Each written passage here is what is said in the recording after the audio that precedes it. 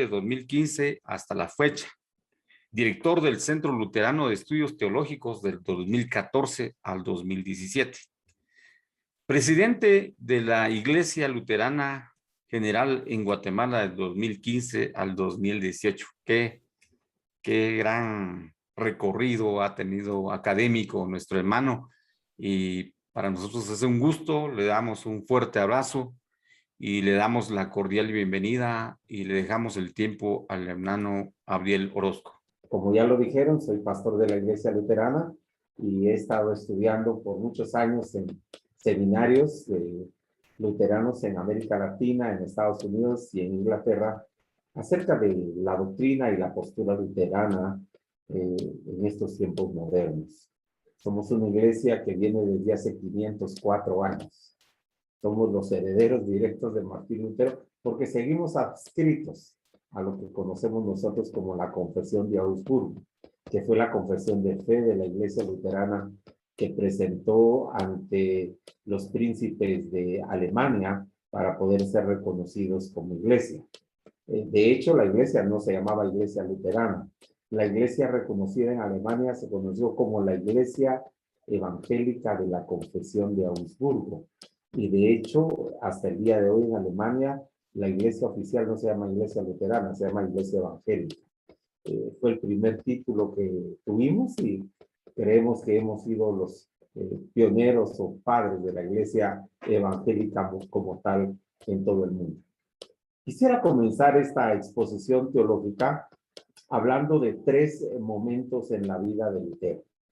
Para poder entender el pensamiento y la teología luterana, tenemos que contextualizarnos y darnos cuenta de cuál era la situación de Lutero.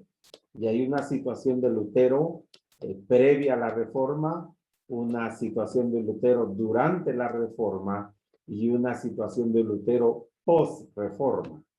Y creo que eso es lo más importante, conocer que los escritos de Lutero, en qué momento lo dijo.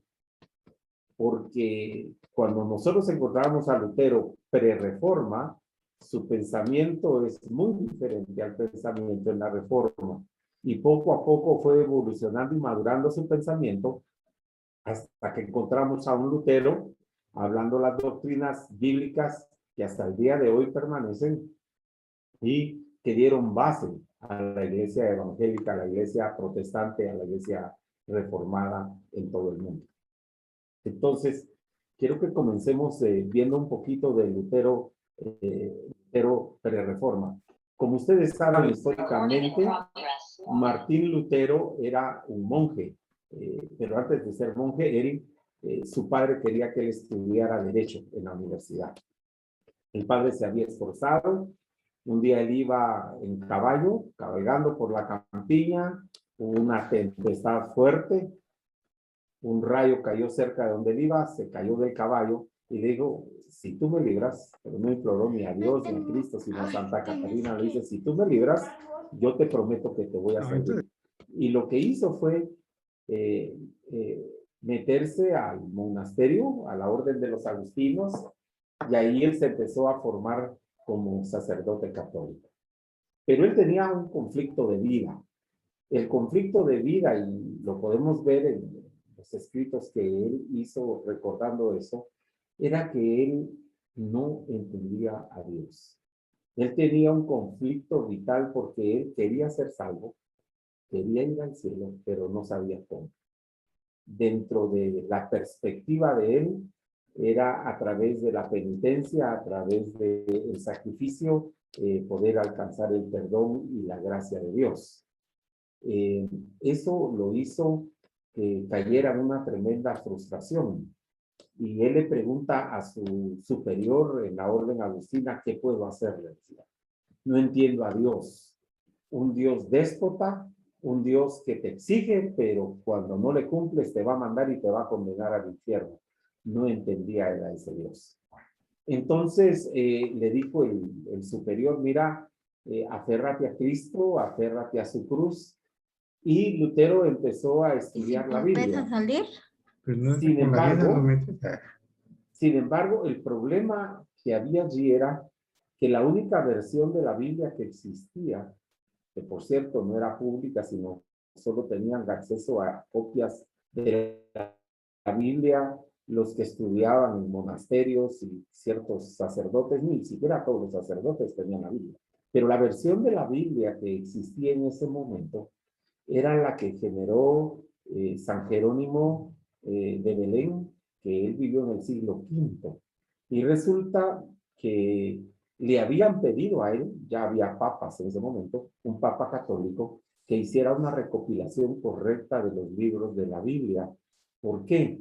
Porque había circulando muchas cartas apócrifas que estaban ahí, que decían que tenía doctrina, libros que no estaban completos, y San Jerónimo hizo una recopilación de lo que él evaluó que eran escritos divinos, escritos que estaban dentro del canon teológico, y lo escribió todo en el latín, y dio origen a lo que se llamó la Vulgata Latina.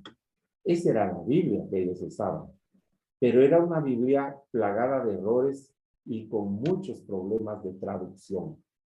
De tal manera que uno de los problemas más grandes en traducción que tuvo fue que Jerónimo, cuando está traduciendo la palabra griega metanoia, que significa arrepentimiento, él la traduce como penitencia. Entonces, la causal para perdón de pecados ya no era el arrepentirse, sino el hacer penitencia. Por ejemplo, en el pasaje ese de Hechos, donde le dicen a Pedro después del sermón, varones, ¿qué podemos hacer? Y Pedro dice, bueno, arrepiéntanse y bautícense en el nombre de Jesús. Pero ahí la traducción dice, hagan penitencia. Entonces la penitencia vino a ser realmente la norma para mostrar el arrepentimiento y para alcanzar el perdón había que hacer penitencia. Y esa era la norma de la Iglesia Católica. Y bajo esa norma se crió Lutero. Lutero se pasó toda su vida en el monasterio haciendo penitencia tras penitencia, tratando de alcanzar el perdón de Dios. Sin embargo, empieza a estudiar la Biblia y aunque tenía sus errores de traducción, él empieza a estudiar el libro de los Romanos, la carta a los Romanos y la carta a los Gálatas. Y en ellas encuentra a un Dios de misericordia, a un Dios de amor, a un Dios de gracia y a un Dios de fe. Y entonces él descubre que la justificación hacia el hombre era un regalo de Dios por medio de la fe. Era mediante la gracia y por medio del sacrificio que Cristo había hecho en la cruz del Calvario. Y le impactan las palabras de Romanos, que son palabras que están en los profetas menores en el Antiguo Testamento, más el justo por la fe vivirá. Es decir, entiende la importancia de la fe. Y de ahí surgen las tres solas que redescubre Lutero. En la Reforma hablan de 5 solas, pero las solas luteranas, las solas de Lutero fueron 3. Sola fide, sola gratia, sola escritura. Muy bien, él va a Roma y se da cuenta de la corrupción en la que vivían los líderes religiosos en Roma. Él llega a hacer una penitencia, como hacían todos, que una vez en la vida tenían que peregrinar a Roma, y él de veras se decepciona de lo que pasa ahí. Y después de eso empieza a ver cómo para construir la Capilla Sixtina estaban vendiendo indulgencias. Las indulgencias eran para sacar a la gente del purgatorio, un lugar que no existe, un lugar que no es bíblico. Sin embargo, en sus primeros escritos, Lutero habla del purgatorio todavía, pero posteriormente él ya rechaza esa idea del purgatorio. O sea, ahí vemos también nosotros la madurez del pensamiento de Lutero. Muy bien, él regresa y se opone fehacientemente al cobro de indulgencias para que la gente pudiese salir del purgatorio o alcanzar la salvación. Y dice él, bueno, si es con dinero y el Papa tiene mucho dinero, ¿por qué no agarra todo ese dinero y saca las almas del purgatorio? Entonces, eso hace que en su reflexión, él invita a un diálogo y clava 95 tesis, o sea, 95 puntos de diálogo el 31 de octubre de 1517 en la Catedral de Wittenberg en Alemania.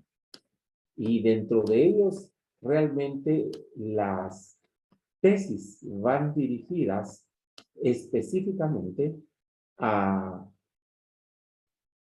hablar en contra de la venta de indulgencias. Ese es el punto central.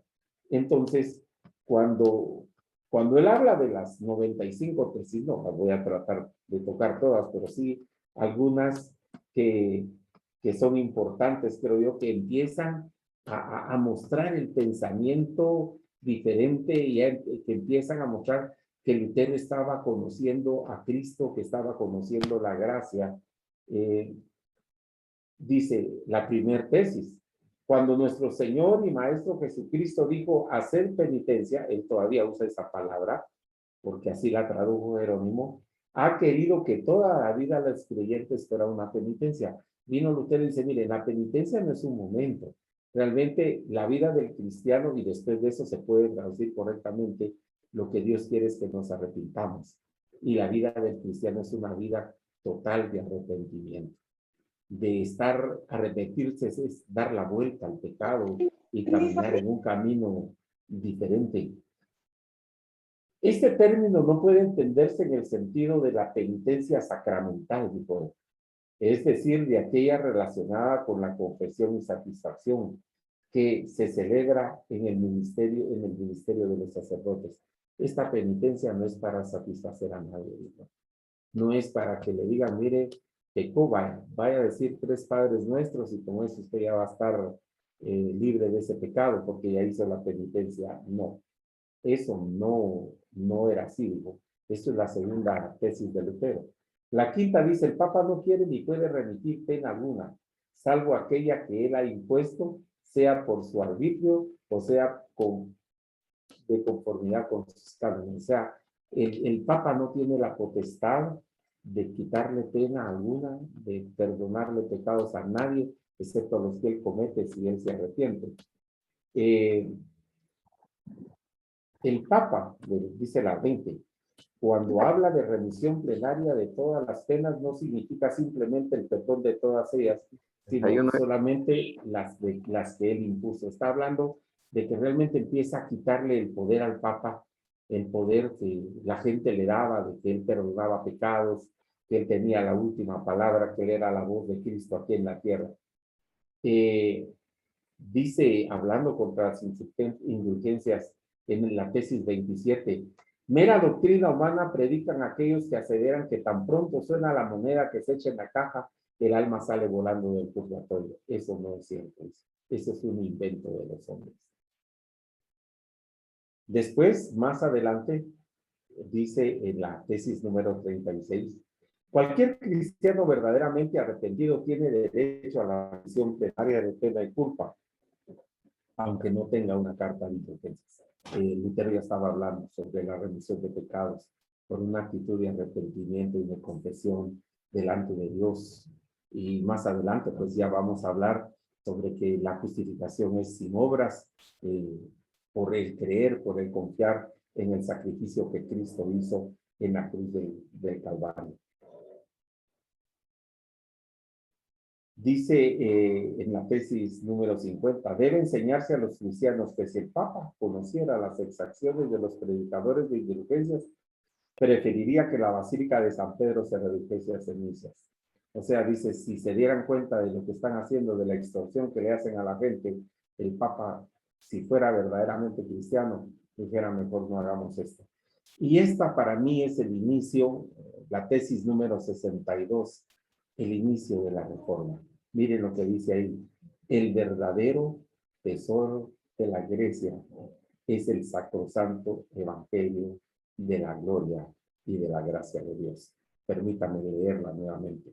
La tesis número 62 de Lutero dice, el verdadero tesoro de la Iglesia es el sacrosanto evangelio de la gloria y de la gracia de Dios. Por ello, dice la tesis 65, todos los tesoros del evangelio son redes con las cuales en otro tiempo se pescaba a hombres, poseedores de bienes. Está hablando ya de conceptos importantes acerca del Evangelio. Creo que esa es la tesis más importante. El tesoro es el sacrosanto Evangelio de la gracia de nuestro Señor Jesucristo. Entonces, a raíz de estas tesis, lo citan a él, a una conferencia que se llamaba la cita de Worms, de Worms, dicen los alemanes. Entonces, en Worms le dicen, bueno, o te retractas, o te matamos. Y eso se lo dijo el obispo de Magdeburgo, que se llamaba Tetzel. Y él le dijo, o te retractas, o te matamos. Y Lutero dijo, si ustedes, estas palabras son realmente el significado de la reforma, si ustedes me demuestran con la Biblia que yo estoy equivocado, me retracto. Si no lo hacen, no me retracto, y que Dios me socorra. Y no se retractó. Dio con eso inicio a la reforma protestante. Después de eso, Lutero regresa, lo quieren matar, los príncipes lo protegen en un castillo y él no sale de ahí y aprovecha para traducir la Biblia al idioma alemán. Ahora, de todo esto, ¿qué podemos resumir nosotros del pensamiento de Lutero? Quiero utilizar las 3 olas para redefinir el pensamiento de Martín Lutero. Sé que tengo 45 minutos y por favor me van diciendo para que no me vaya a pasar. El resumen lo podemos ver en 3 olas. Sola fide, sola gratia y sola escritura. Con cualquiera podemos empezar. Si quiere empezamos con la fe. La fe, de acuerdo a la palabra de Dios, todo lo que les voy a decir es el pensamiento de Martín Lutero y el pensamiento nuestro como iglesia luterana y el pensamiento de las iglesias evangélicas correctamente adoctrinadas. No estoy hablando de sectas, no estoy hablando de herejes, estoy hablando de iglesias evangélicas que vienen de la Reforma y que consideran esto la doctrina básica. La fe. La fe es un regalo de Dios. La fe viene por el oír la palabra de Dios. La fe es un don de Dios que Él nos da para que nosotros podamos pegarnos a la palabra de Dios y poder pegarnos a las promesas de Dios. No se puede alcanzar la gracia de Dios si no existe la fe. El justo por la fe vivirá. Sin fe es imposible agradar a Dios. Ahora, el gran problema es que nosotros predicamos una fe que no trae un sustento en la palabra de Dios, sino nosotros queremos producir la fe en el oyente. Hermano, ¿qué pasa con su fe? Hermano, ¿por qué no tiene fe? Usted no recibe las cosas porque no tiene fe. Ahora, yo les voy a decir una cosa, amados hermanos. ¿Cómo le pedimos al hombre que tenga fe si el hombre es incapaz de producir fe? Amén. La fe viene por el oír la palabra de Dios. La fe es un regalo de Dios. La fe, el Señor la siembra en nuestro corazón y entonces voy a recurrir a la parábola del sembrador. Todos la hemos oído. El sembrador salió a sembrar y tiró semilla junto al camino y tiró semilla entre las piedras y tiró semilla entre los espinos y tiró semilla en buena tierra. Y todos decimos, sí, amén, gloria a Dios y la semilla. Y dice, pero la semilla que cayó en buena tierra dio fruto al 60, al 80, al 100%. La pregunta es, ¿cuál es el fruto de la semilla? ¿Qué es lo que salió de esa semilla? Viene Jesús e interpreta la parábola. Y en la parábola dice, la semilla es la palabra de Dios. Y el que siembra, el sembrador, es el que va predicando la palabra de Dios. Y la palabra cayó junto al camino y el diablo se llevó la semilla. No hubo ninguna germinación. Otra cayó entre las piedras y el sol, pues hace que se seque y ya no hay más. Y además de eso dice, y otra salió junto a los espinos y los afanes de este mundo la ahogaron. Pero la que cayó en buena tierra dio fruto. ¿Cuál es el fruto de esa semilla? El fruto se llama fe. La fe es un regalo de Dios. La fe Dios la da. Nosotros, hombres, muertos en delitos y pecados, así dice la Biblia, y de acuerdo al concepto que desarrolla Agustín de Hipona como con la palabra de Dios, y también lo desarrolla Lutero y Juan Calvino, es en cuanto a la salvación, el hombre no tiene libre albedrío. Nosotros no estamos en la posibilidad de escoger o de decidir. Porque si el hombre tuviese una área en su vida donde pudiera escoger y decidir, Dios no fuera soberano. Dios es soberano en todas las áreas de la vida de las personas. Y somos salvos por los decretos de Dios, porque realmente el hombre no tiene la capacidad de decretar. No es el hombre quien debe decretar, los decretos solamente son de Dios. Y nosotros somos salvos por un decreto de Dios. El que creyere y fuere bautizado será salvo. Cree en el Señor Jesucristo y serás salvo tú y tu casa. La fe es un decreto que Dios da para poder ser salvo. Pero también hay otro decreto que dice, la fe viene por el oír la palabra de Dios. Es decir, la fe es un regalo de Dios. La fe Dios la da. El hombre es incapaz de producir la fe. Y muchas veces nosotros confundimos fe con convencimiento. Entonces nos cae como Félix le dijo a Pablo, por poquito me persuades de ser cristiano. Él fue al convencimiento mental, pero no tuvo fe. Y no fue salvo. Y muchas veces nosotros, nuestra prédica o nuestra insistencia, insiste en querer convencer a la gente y convertirlos. Por eso nuestras prédicas se han vuelto moralistas y predicamos solo leyes y mandamientos y moralismos y nos olvidamos que el evangelio es predicar la gracia de Dios, la cruz de Cristo, para que esa palabra de gracia produzca fe en el corazón de las personas y puedan creer en Cristo como Salvador. Amén. No interpreta bien la Biblia, decía un doctor que escribe un libro que se llama Ley y Evangelio, y dice el doctor, no interpreta bien la Biblia. Aquel que quiere exigirle fe a la gente cuando se sabe que la gente no la puede producir. Muchas veces nosotros le exigimos a la gente, tenga fe, tenga fe, tenga fe. Mire, mejor prediquémosle la palabra. Leamos de la Biblia, expliquémosle la palabra, porque eso sí va a producir fe en el cristiano. Un día me dijeron a mí, doctor Orozco, ¿será que puede ir a orar por una hermana que está enferma? Claro, con mucho gusto. Entonces le dije yo a mi concuño, pastor luterano, yo apenas empezaba en la iglesia luterana. Mira, le dije yo, vamos a orar por una enferma, con mucho gusto. Me dice, vamos, pero espérame. ¿A dónde vas? Si solo es ir a orar aquí a la vuelta. No, me dijo, voy a ir a traer la Biblia. ¿Y por qué le dije si podemos ir a orar? También, la fe viene por el oír la palabra de Dios. Yo para orar por el enfermo, primero le voy a ir a leer la Biblia. Le voy a leer los salmos, donde David habla acerca de la enfermedad para que ella tenga confianza, para que ella tenga fe. Y después de leerle la palabra de Dios, entonces voy a orar para que Dios la sane. Lección de vida. Lección de vida.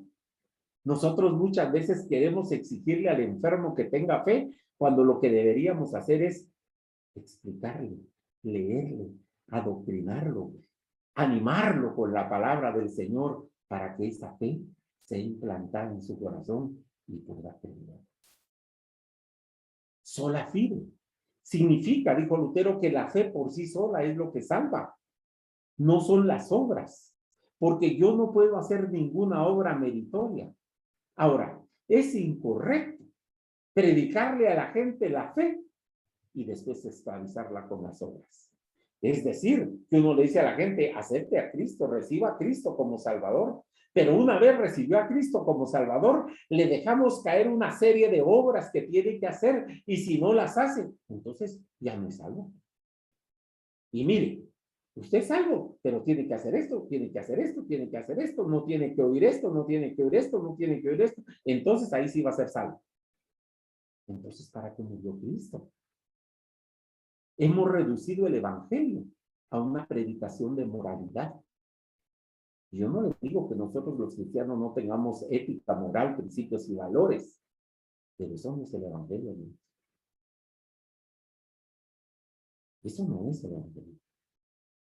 El evangelio es predicar a Cristo, su sacrificio, su gracia, su misericordia, lo que Él da, lo que Él ofrece. Y cuando nosotros tomamos la palabra de Dios, podemos crear, o sea, podemos hacer que el Espíritu Santo crezca en el corazón de las personas. Por eso yo sembré, Apolo regó, el crecimiento lo da Dios. Dios es el que hace la obra en el corazón. No son nuestros gritos ni nuestros legalismos los que van a cambiar a la gente.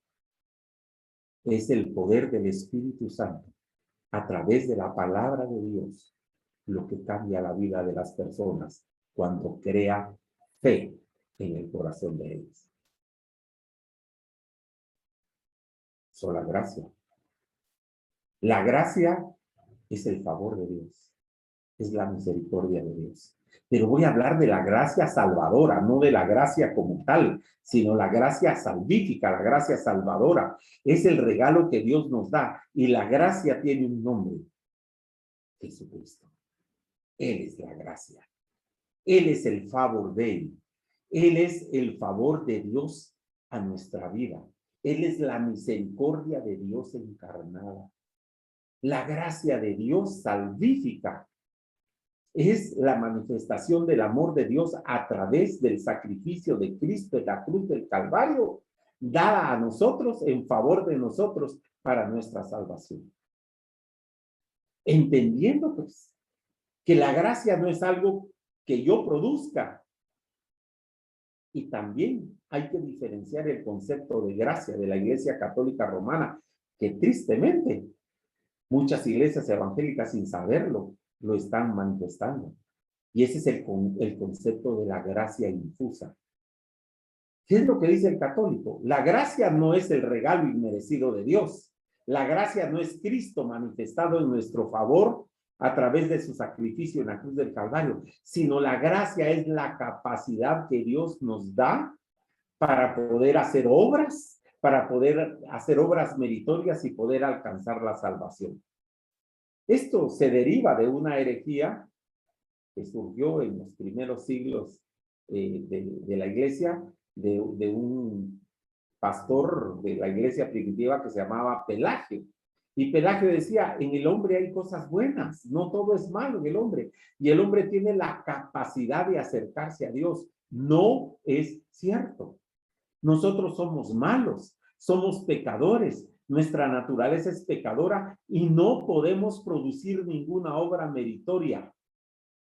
Y la gracia no es para capacitarnos. La gracia es para salvarnos. La gracia no es la capacitación, no es la manera como Dios nos hace que nosotros podamos producir buenas obras u obras meritorias para alcanzar la salvación.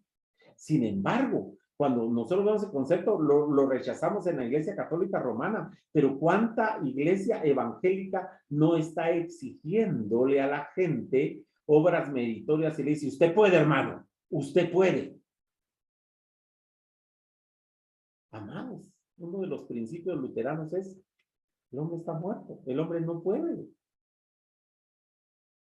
La salvación es una obra gratuita de Dios.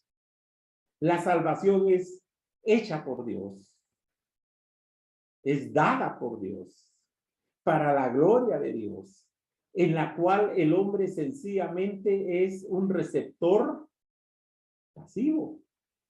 Nosotros no hacemos nada por nuestra salvación. Es creer lo que nosotros hacemos, pero hasta la fe Dios no la pone en nuestro corazón. Somos salvos sin obras, sino por la obra de Cristo. Somos justificados por la fe, sin las obras. Eso lo dijo Lutero. Bueno, eso lo dijo Pablo y lo repitió Lutero. Entonces, la gracia no es una capacitación. La gracia es Cristo otorgándonos perdón de pecados. Entonces, la salvación es una obra de Dios hecha por Dios para la gloria de Dios. ¿Por qué? Porque solo Dios puede satisfacer a Dios. No hay ninguna obra humana que pueda satisfacer a Dios. Por eso Cristo tenía que ser verdadero Dios y verdadero hombre, porque como hombre cumplió la ley, pero como Dios pudo satisfacer a Dios en el sacrificio que él exigió. Solo Dios puede satisfacer a Dios, el hombre no. Entonces, la gracia tiene un nombre, es Cristo. Y es el regalo, es el favor de Dios, es la actitud misericordiosa de Dios al hombre a través de Jesucristo. Sola escritura. La autoridad no la tiene el hombre. La autoridad no es del Papa, dijo Lutero. La autoridad la tiene la palabra de Dios. Y cuando nosotros recuperamos el concepto de que la Biblia es la palabra de Dios, verdadera palabra de Dios, nosotros le estamos dando su lugar a la palabra, porque la palabra, mis amados hermanos pastores, es Cristo. Cristo es la palabra encarnada. En el principio era el verbo, y el verbo era con Dios, y el verbo era Dios. Y este verbo fue hecho hombre y habitó entre nosotros. Cristo es la palabra de Dios encarnada. Y la Biblia es donde nosotros podemos ver a Cristo y conocer a Cristo. A Dios nadie lo conoció jamás. Lo único que podemos conocer de Dios nosotros es a través de Cristo. Y nosotros conocemos a Cristo a través de su palabra. Porque Cristo es la selfie de Dios. Ahí puede conocerse a Dios. La sola escritura es devolver la autoridad de la escritura en la iglesia. Hay un versículo que a veces lo malinterpretamos y es el versículo que está en Apocalipsis donde Cristo le habla a la iglesia de la Odisea. No le está hablando a una persona, le está hablando a una iglesia. Y le dice, he aquí yo estoy a la puerta y llamo. Si alguno oye mi voz y abre la puerta, entraré a él y cenaré con él. ¿Por qué Cristo está fuera de esa iglesia? Porque esa iglesia ya no predica la palabra. Estamos ahora llenos de pensamientos humanos. Las predicaciones nuestras muchas veces son un cúmulo de moralismos o sencillamente son un montón de ideas hiperespirituales. Pero no hablamos de Cristo, ni de su cruz, ni de la salvación. Nuestras prédicas son en base a libros motivacionales y no a la palabra de Dios.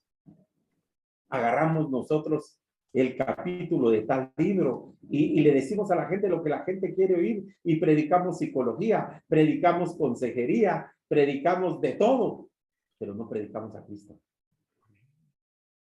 Ni el sacrificio de Cristo en la cruz, ni lo que hizo Cristo en la cruz por nosotros. Muchas veces hablamos solamente de bienestar económico y de bienestar material.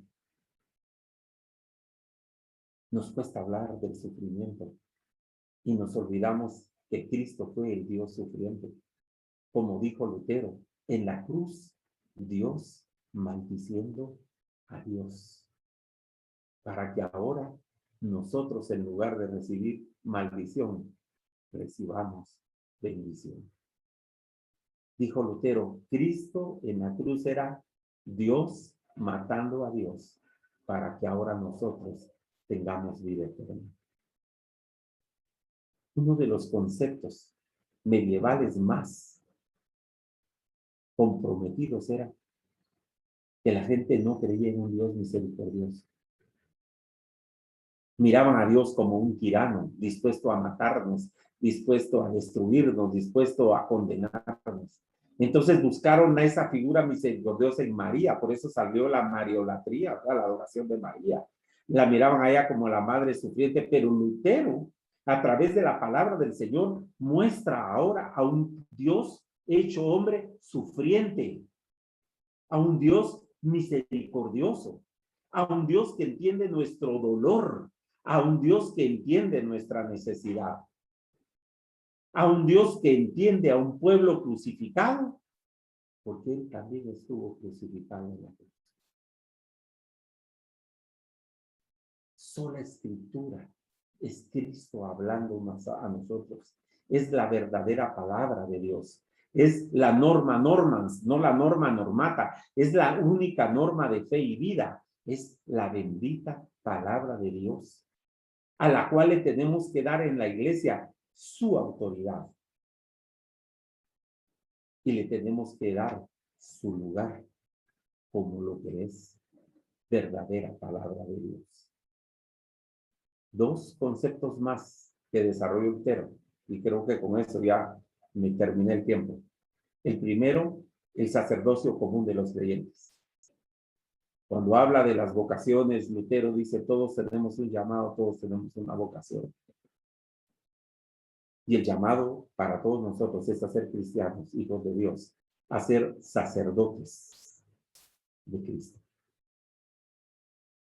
Y tenemos una vocación, doctores, enfermeras, albañiles, ingenieros, campesinos, lo que sea. Esa es nuestra vocación.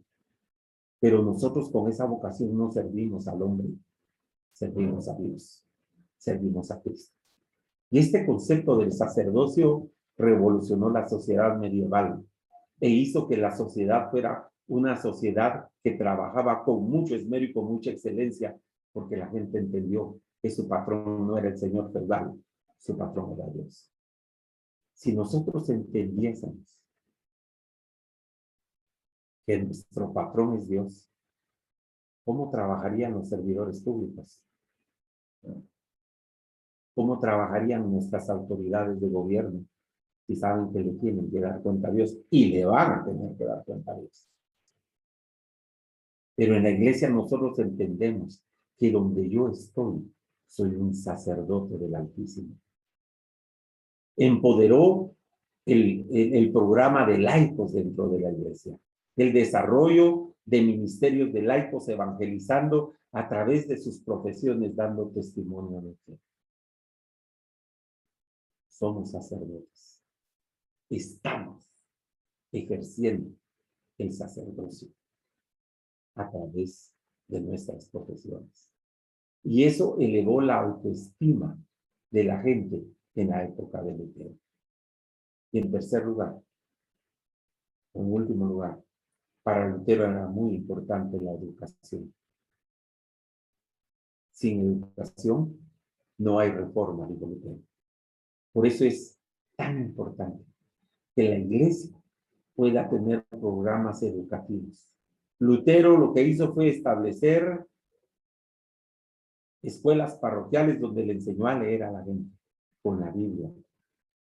Hizo un catecismo, o sea, un extracto de las doctrinas bíblicas y lo enseñaba a la gente. Ahora hay mucho colegio evangélico, pero lo que menos hacen es predicar, ni enseñar a los niños, ni catequizarlos, si no es un buen negocio nada más educativo. No es así, hermanos. La educación es fundamental, pero para poder enseñar a los jóvenes, a los niños, quién es Cristo, el valor de Cristo, de su palabra y de la obra que hizo Él en la cruz del Calvario. Esto es en síntesis, hermano, el pensamiento de Lutero. Y esto es en síntesis lo que la iglesia luterana hasta el día de hoy, la iglesia luterana confesional, porque déjeme decirle que hay muchas iglesias luteranas que ya no están en la palabra de Dios. Estamos hablando de las iglesias luteranas que se mantienen fieles a la palabra. Eso es lo que predicamos. Eso es lo que enseñamos. La justificación por la fe, sin las obras de la ley. Una teología de la cruz. Un sola fide, sola gratia, sola escritura. Un desarrollo de los hermanos en sus vocaciones con el sacerdocio universal de los creyentes. Y un énfasis hermoso en la educación para que nosotros podamos enseñarles a otros también las verdades eternas. Muchas gracias, hermanos. Dejamos tiempo para preguntas y comentarios. Muchas gracias, damos gracias a Dios por este momento precioso y también al pastor Abdiel Orozco. Vamos a tener un tiempo de preguntas y de respuestas, siempre para los que acaban de ingresar, tal vez no acaban de ingresar, sino ingresaron cuando estábamos en medio de esta disertación. Vamos a dar algunos datos de la hoja de vida del hermano Abdiel. El licenciado químico biólogo de la Universidad de San Carlos, inmunólogo, máster en la Universidad de Nueva York, inmunología y banco de sangre, una maestría en la Universidad de San Carlos de Guatemala, también en experiencia ministerial, Seminario Luterano de Concordia, Buenos Aires, Argentina, Seminario Luterano Concordia, Porto Alegre, Brasil, maestría en teología, Seminario Luterano Concordia, San Luis, Missouri, y Leadership Training Hawaii Institute. Pastor de la Iglesia Luterana Castillo Fuerte desde 2015 hasta la fecha, director del Centro Luterano de Estudios Teológicos desde 2014 al 2017 y presidente de la Iglesia Luterana en Guatemala desde 2015 al 2018. Quedamos muy complacidos. Hay un término, hay una palabra, hay una frase donde dice, hay verdades que duelen y que se clavan en uno como espadas, pero es mejor que sucedan esas verdades. Y justamente lo que dijo el hermano Raúl, Señor Dios Todopoderoso, si hay necesidad de reformar algo en nosotros, aún estamos humildemente dispuestos. Entonces yo creo que vamos a dar tiempo a algunas preguntas y respuestas, aprovechando la estancia del hermano del pastor aquí con nosotros, recordándoles que mañana nuevamente tenemos la teología de Calvino, pasado la cristología de la Reforma, y luego domingo salmodia exclusiva y todos cordialmente invitados. Algunos se preguntarán, ¿quiénes somos? Un grupo de estudio bíblico Caris.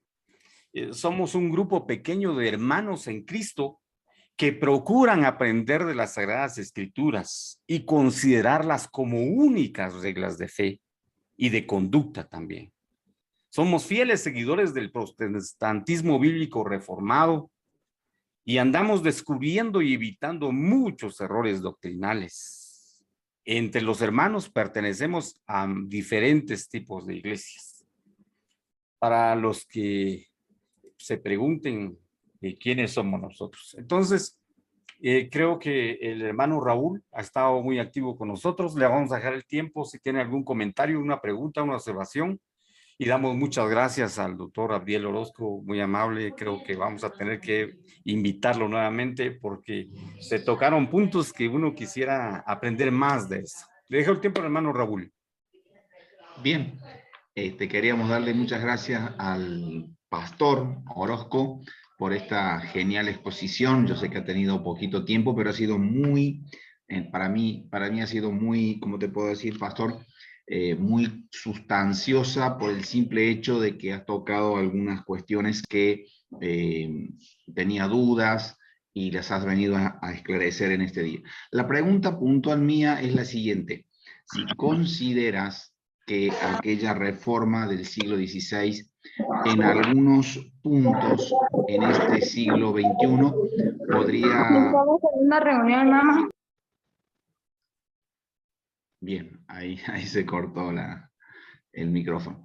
La pregunta puntual sería entonces, si aquella reforma del siglo XVI, Pastor Orozco, en este siglo XXI no está necesitando repetirse en algunas áreas, no digo en todas, pero sí en algunas. ¿Y cuáles serían a su criterio y entender cuáles serían esas áreas, digamos, más imperantes o que con más urgencia necesitaremos revisar y por qué no reformar de nuevo como iglesias? Muchas gracias. Gracias por la pregunta, creo que es muy importante.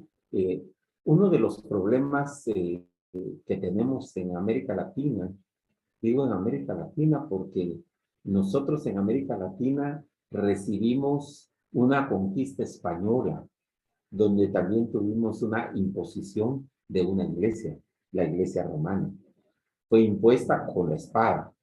Y después de eso, muchos años después, aunque vino una iglesia presbiteriana a Guatemala, que fue la primera iglesia que vino, su influencia no fue mayor, sino la influencia más fuerte fue de las corrientes evangélicas bastante radicales y fundamentalistas de los Estados Unidos, y no estoy hablando solo de Guatemala, estoy hablando de toda América Latina, porque así fue. Entonces pasamos de un catolicismo tridentino a un evangelicalismo fundamentalista y radical.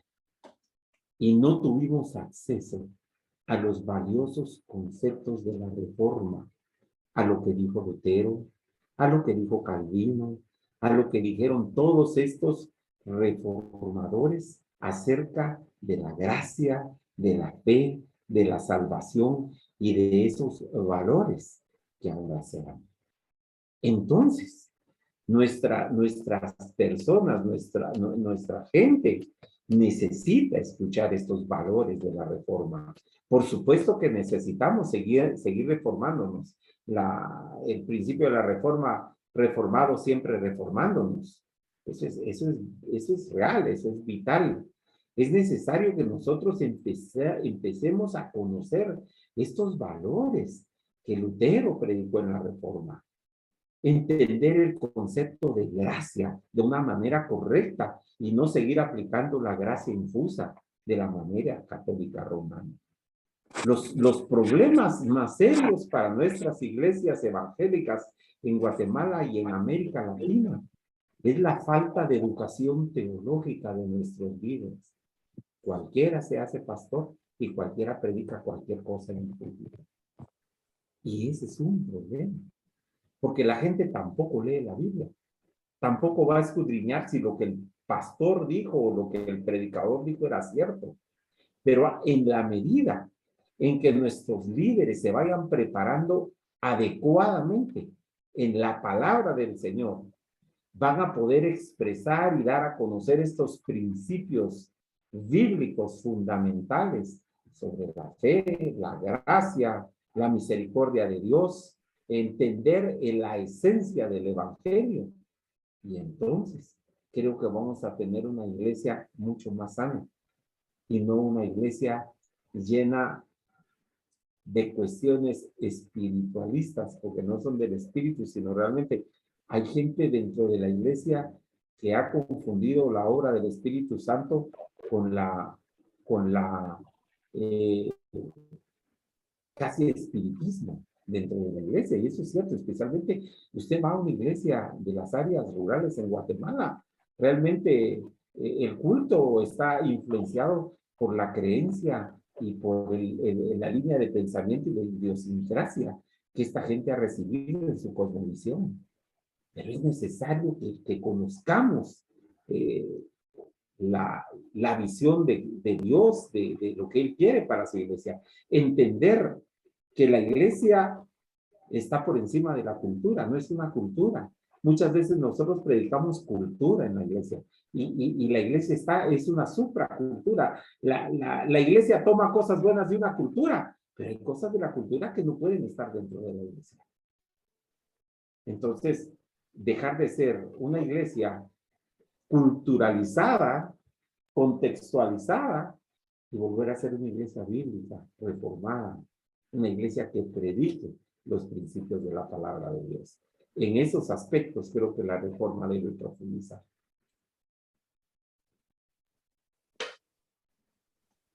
Muchas gracias, muy amable por la respuesta. Está el hermano Hugo Ramírez y le damos la cordial bienvenida. Siempre ha estado activo. También el hermano René. Si alguno de ellos, por darles la prioridad que está en video, pueden hacer una pregunta, pues es su tiempo.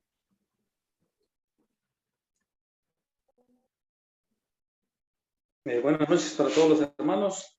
Agradecidos con Dios siempre, porque yo creo que esa gracia que cada vez permea nuestra mente, nuestros corazones, el entendimiento la verdad uno siente una libertad tal de que prácticamente esa gran obra redentora de Dios a través de Cristo Jesús y de que Él todo lo hizo.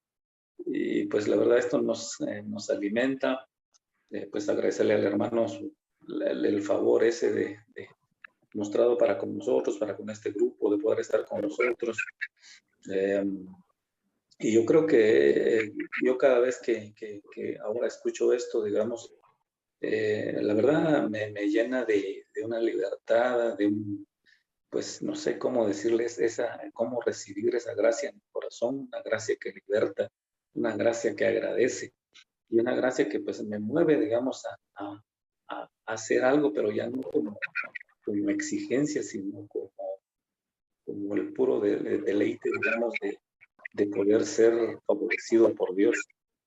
Pues siempre ahora yo me hago la pregunta, digamos, porque entiendo o veo, o por lo menos de lo que nosotros conocemos Guatemala, que las iglesias, digamos, en términos generales, podríamos decir, obviamente no podemos ser tal vez tan pesimistas, digamos que todas están así, pero en un buen número, digamos, como que sí, la desviación está en un intento de querer estar con Dios, de querer obedecerle, de querer seguirle, digamos, pero con un entendimiento tergiversado, digamos, ¿verdad? Y tal vez más complicado, la verdad, más complicado porque ya hablan de un esfuerzo humano, de que como que el hombre tiene que dar y en eso que entendemos, ¿verdad? De que el hombre prácticamente no tiene nada bueno de dar, ¿verdad? A no ser por Dios. Entonces entiendo que, digamos, ahora digo yo, ¿cómo sería el camino o cómo se visualiza ese regreso, digamos, otra vez a lo que se logró en la reforma, ¿verdad? Que justo es lo que estamos ahora recordando y de alguna manera conmemorando. ¿Cómo ir otra vez, cómo hacer ver a esta, y sería, digamos, a los grandes líderes de las iglesias, digamos, ¿verdad? Entiendo que cada uno pues ya como que va creando sus propias doctrinas, su forma de ser. Yo creo que en un mal entendimiento del Espíritu Santo, de esa libertad que da, como que se tomó otro camino y tal vez yo no lo miro tan mal intencionado de esencia, digamos, ¿verdad? Sino por estar confundidos. Entonces yo siempre digo, ¿cómo ahora, digamos, o dónde estará el camino, digamos? En este caso lo vemos y yo creo que una gran lección magistral que fue dada, digamos, en todo ese movimiento de, de 1517, ¿va? Y de lo que ahí para adelante se fue dando, digamos. Y que obviamente no fue un día, no fue un momento, no fue un mes, ni fue quizás solo Lutero, sino fue un gran grupo de personas, digamos, que uno a uno fueron uniendo esfuerzos, fueron hablando entre sí, digo yo, y que pues prácticamente, digamos, se pudo manifestar, o sea, ser visible para nosotros, incluso a través de la historia, a través de lo que llamamos reforma. Ahora, quizás uniéndome a la pregunta del hermano Raúl, o sea, ¿cómo porque entenderíamos que la reforma, digamos, a través de estos 500 años sí ha tenido una decadencia, digamos, ¿verdad? Ese esplendor que en un momento se logró, digamos, yo no podría decir cuántos años, unos 100 años, como que hubo decadencia y a partir de ahí yo diría que ¿cuál será el curso si seguimos en la misma, verdad? Que en cada quien con su entendimiento será una decadencia, hacer religión. Ahora, ¿por dónde estaría, digamos, ahora la salida, digamos, como para poder volver a levantar esa bandera, para que, digamos, ese entendimiento como que permee a cada uno de los cristianos? ¿Por dónde estaría esa apertura, digamos? Sería mi pregunta o algún comentario al respecto. Gracias, hermano. Creo que una de las cosas importantes que nosotros debemos entender es que debemos renunciar a nuestras capacidades y a nuestras suficiencias. Reconocer que no somos capaces de y que solamente Cristo es capaz en nosotros. Pablo dijo, ya no vivo yo, Cristo vive en mí. Y lo que vivo en la carne lo vivo en la fe del Hijo de Dios, el cual me amó y se entregó a sí mismo por mí. Uno de los problemas que nosotros tenemos como iglesia es que solamente miramos a Jesús como un ejemplo a seguir. ¿Qué haría Cristo si estuviera aquí en mi lugar? ¿O qué haría si? O sea, miramos solamente a Cristo como un modelo moral a seguir. Hay que hacer las cosas como Cristo las hacía, pero nosotros no tenemos capacidad de hacer las cosas como Cristo las hizo. Cuando nosotros renunciamos a nuestras capacidades y a nuestro potencial y reconocemos nuestras miserias y flaquezas y por la fe dejamos que Cristo viva en nosotros, entonces ahí viene el cambio. Ya es Cristo haciendo las cosas en mí. Cuando yo renuncio a mis capacidades y dejo que la capacidad de Cristo y del Espíritu Santo y su palabra sean las que vayan moldeando mi vida. Uno de los grandes problemas que nosotros tenemos es que el día de hoy se predica un evangelio en donde se hace mucho énfasis en la capacidad que nosotros tenemos. ¿Quién es el buen líder? El que tiene 20,000 seguidores en Facebook o en Instagram, el que es, le llaman influencer, o sea, que influencia a los demás, que esto, que el otro, o sea, el líder es el que puede, el que sabe, el que dice. Ese no es el liderazgo de Cristo. El liderazgo de Cristo es ser humilde, servir. La capacitación está en Cristo. No está en mí ni en mis capacidades. Dijo Lutero, si yo creo que por mí mismo alcanzo las cosas, me voy a llenar de orgullo. Y si yo no las alcanzo, me voy a llenar de frustración. Pero cuando yo no veo las cosas como que soy yo, cuando yo renuncio a mí mismo, por eso dijo Jesús, si alguno quiere venir en pos de mí, niéguese a sí mismo. Es negarnos a nuestras capacidades y a nuestros potenciales y dejar que sea el potencial de Cristo el que se manifieste en nuestra vida.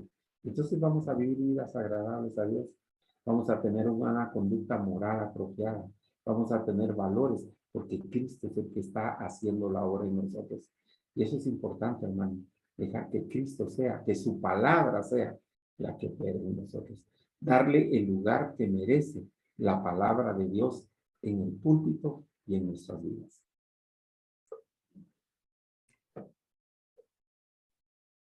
Muchas gracias, muy amable, gracias por la respuesta.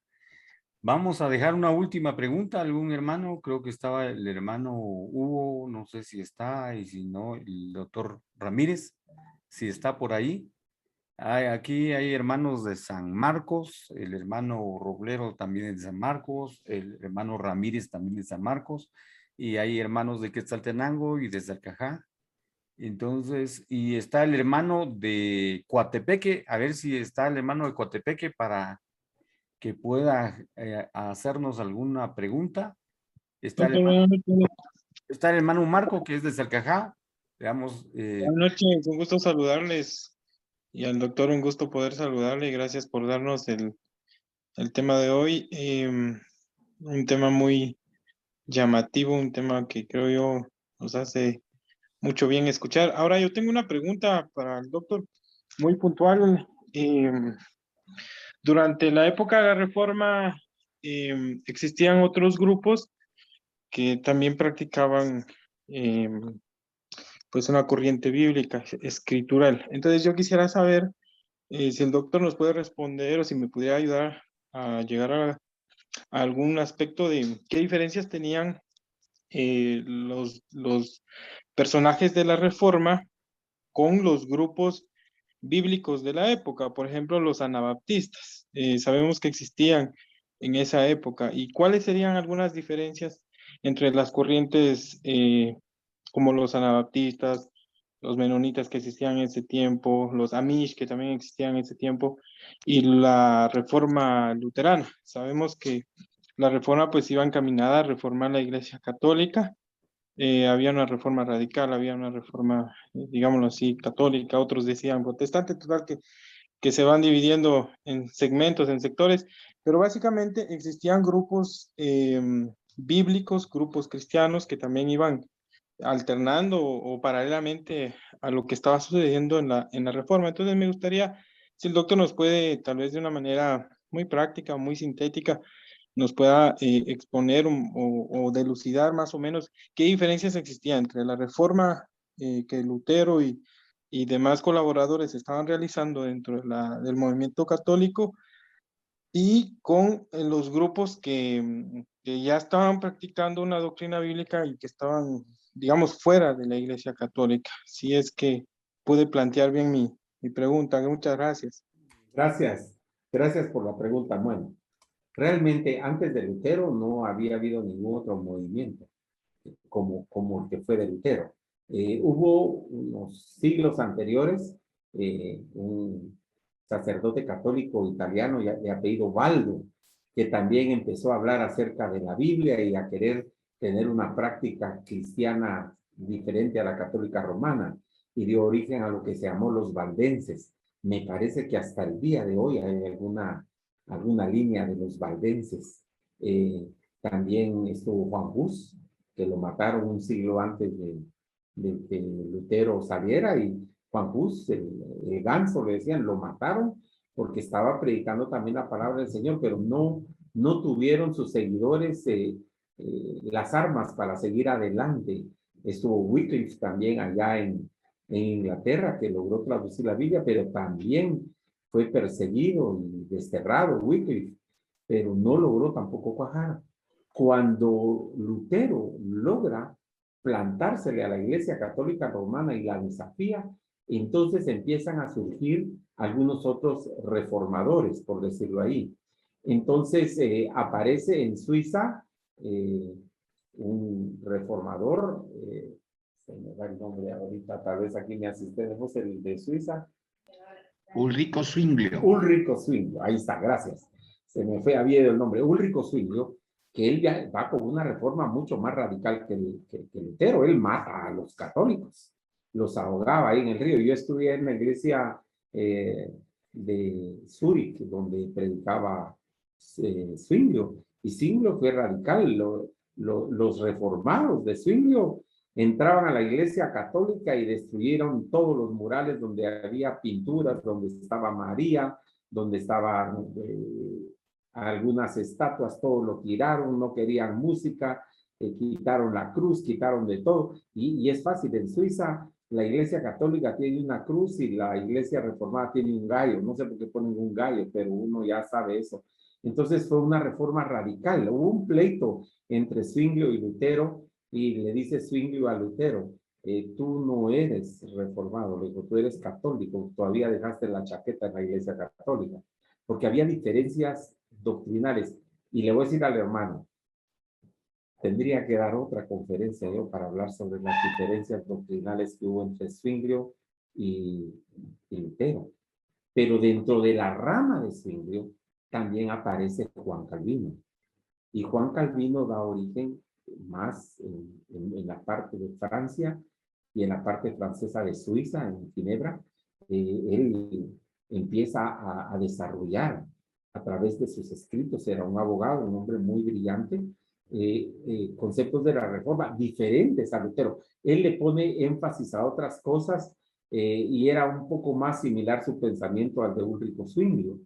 Pero también salieron en ese momento los opositores, tanto a Lutero como a Calvino, y fue un monje que se llamó Menon Simon. Y Menon Simon fue el que dio origen a los anabaptistas, a los menonitas. Y la característica de ellos fue la siguiente.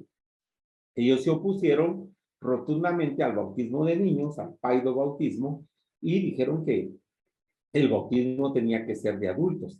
Entonces empezaron a rebautizar a la gente. Por eso se les llamó anabaptistas. Ellos tuvieron una discrepancia notoria doctrinal, tal vez no tanto con Lutero, aunque Lutero en sus escritos llama herejes a los anabaptistas. Yo no voy a negar que en los escritos de Lutero se expresa mal de ellos, pero realmente ellos tuvieron una disputa mucho mayor a través de encuentros en contra de la línea de Calvino. Entonces, Menon Simon da origen a los menonitas y a los Amish, que también estaban ahí. Pero también hay otros reformadores como Jacobo, permítame, es el otro que se lo pone a Calvino. Digamos, Arminio, ¿no? Arminiano, sí. Perdón, pero a veces me van tantos nombres. Arminio, y Arminio se opone entonces al tulip de Juan Calvino, que era la total depravación del hombre, la elección de los santos, la doble predestinación, salvos siempre salvos, no se pierde la salvación, la predestinación como tal, y que eran la soberanía de Dios, que eran los aspectos más importantes de las doctrinas. Y entonces viene el opositor a Jacobo y dice, no, dijo, eso no es así, la salvación se pierde, no somos salvos siempre salvos, la predestinación no es tal como se dice, y entonces eran reformados, pero con una doctrina diferente. Y en pleno siglo XXI, nuestras iglesias tienen herencias calvinistas o menonitas o de alguna otra corriente. También después apareció Juan Wesley, que dio origen a los metodistas y a los grupos de Santiago, donde salió la iglesia del Nazareno, y después de eso salió la iglesia pentecostal. Entonces, vemos que ya se diversificó la reforma. Entonces, quedaron los luteranos bastante relegados, los calvinistas se desarrollaron un poco más, especialmente porque Juan Knox se va a Escocia y predica ahí entre los escoceses, que en la gran mayoría eran anglicanos, pero después se convierten, y allí en Escocia es donde surge la iglesia presbiteriana. Ahí es donde sale la iglesia presbiteriana de Escocia. Entonces, Arminio con su línea arminiana, Wesley con su línea metodista, Calvino y Knox con el presbiterianismo, y por ahí se quedaron los luteranos, y por el otro lado los anabaptistas, que dieron origen a la iglesia menonita a través de su líder Meno Simon. Pero antes de Lutero, estas iglesias no existían. Esto fue un desarrollo post-reforma de Lutero. Muchas gracias, interesante todo lo que hay, y hay un montón de preguntas más. Sin embargo, se nos ha pasado el tiempo. Agradecemos mucho al doctor Abdiel Orozco. Creo que lo vamos a comprometer de una vez para una próxima oportunidad, ya que estos conocimientos también, como usted dice, en la iglesia contemporánea son muy deficientes y es necesario volver a aprender de esto. Muchas gracias, doctor. Vamos a pedirle al hermano René Roblero que nos despida en oración y quedamos despedidos. Luego me voy a comunicar con el doctor Abdiel Orozco para luego afinar algunos detalles con respecto a si podemos hacer alguna otra reunión. Muchas gracias, doctor. Se le agradece. A la orden ha sido, si me permite, un saludo de despedida. Amados hermanos, aunque no los conozco, ha sido un privilegio para mí poder compartir con ustedes. Les invito, y voy a hacer propaganda, el domingo a las 7:30 de la mañana estaré participando en el Foro de la Reforma de Radio Cultural, junto con el doctor Esteban Cibulca y el pastor de la Iglesia Central Presbiteriana, el licenciado Jenner Miranda. O sea, va a haber un presbiteriano, un luterano y un centroamericano. Pero va a ser un foro muy interesante, domingo a las 7:30 de la mañana por Radio Cultural, y también va a ser transmitido en las plataformas de Radio Cultural, en Facebook Live, en Facebook, y también en YouTube. Así que si quieres verlo también, no solo escucharlo, sino verlo, pues va a estar muy interesante. Muchas de las cosas que yo dije aquí son las que se van a tratar en este foro. Así que si usted quiere afinar un poco más este conocimiento, yo le invito para que pueda participar de este foro. También el 31 estaré también en un programa, no sé la hora todavía, pero en Canal 27, junto al pastor Fernando Solares, hablando sola fide, sola gracia. Gracias, amados hermanos, ha sido un privilegio para mí estar con ustedes. Muchas gracias, doctor. Muchas gracias. Padre, siempre agradecidos porque tu inmenso amor aún sigue para nosotros, por todas esas oportunidades que tú nos has dado hoy a través de la vida del hermano Abdiel, Señor. Atesoramos la pura gracia tuya, el favor tuyo, Señor, el sentirnos privilegiados por ser escogidos, por ser tus hijos, Señor de los cielos. Por eso bendecimos tu nombre, Señor de los cielos. Ese nombre que es sobre todo nombre, Señor. Ese nombre que creó, ese nombre que formó, ese nombre que sostiene. A ese nombre damos toda la gloria, Señor, y gratitud inmensa por el favor hecho con nosotros, Señor, desde la eternidad y hasta la eternidad, Señor de los cielos.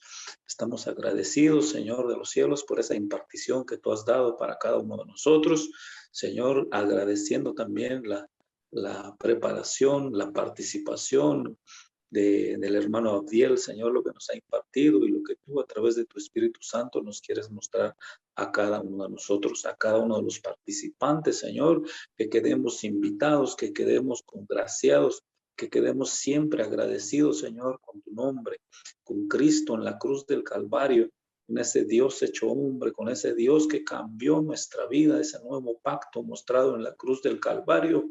Señor, hoy sigue vigente, papá. El amor tuyo no murió en la cruz, lo sabemos, sino sigue vigente cada día, Señor de los cielos. Y un día más de esa eternidad, nosotros lo agradecemos, lo valoramos y pedimos la bendición, Señor, para cada uno de los que participamos, para nosotros, para nuestras familias, para los que estemos, para que de alguna manera, Señor, si hemos sido impartidos con esta palabra, podamos nosotros también poderla compartir con las demás personas, Señor, para que realmente tu palabra, para que realmente esos principios de la reforma cobren vigencia, Señor, con tal de exaltar solo tu nombre, Señor. De pronto, muy agradecidos por este favor, bendecimos a cada uno de los participantes. En ese nombre que es sobre todo nombre, nosotros siempre creemos, pedimos y esperamos en Cristo Jesús. Amén. Amén. Muchas gracias, doctor Abdiel. Un fuerte abrazo, muy amable. Nos comunicaremos una vez más por el correo electrónico. Muchas gracias. Muchas gracias.